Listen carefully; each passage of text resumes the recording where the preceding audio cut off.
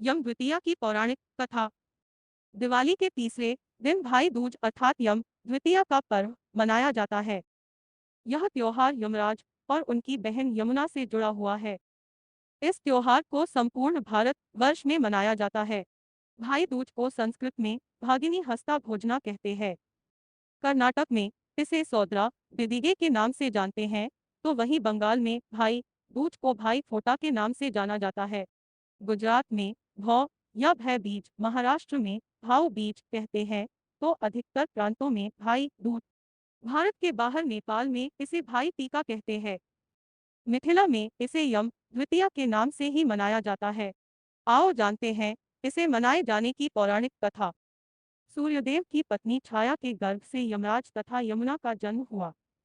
यमुना अपने भाई यमराज से स्नेहवश निवेदन करती थी कि वे उसके घर आकर भोजन करें, लेकिन यमराज व्यस्त रहने के कारण यमुना की बात को टाल जाते थे।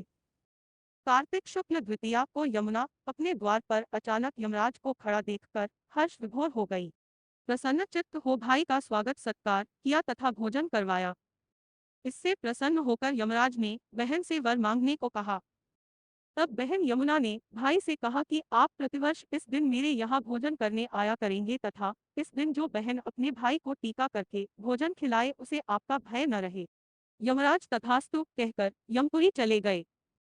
इसीलिए ऐसी मान्यता प्रचलित हुई कि जो भाई आज के दिन यमुना में स्नान करके पूरी श्रद्धा से बहनों के आतिथ्य को स्वीकार करते हैं, उन्हें तथा उनकी बहन को यम का भय नहीं रहता।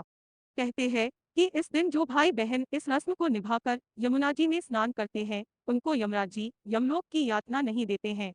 इस दिन मृत्यु के देवता यमराज और उनकी बहन यमुना का पूजन किया जाता है। भाई दूज पर भाई को भोजन के बाद भाई को पान खिलाने का ज्यादा महत्व माना जाता है। मान्यता है कि पान भेंट करने से बहनों का सौभाग्य अखंड रहता है।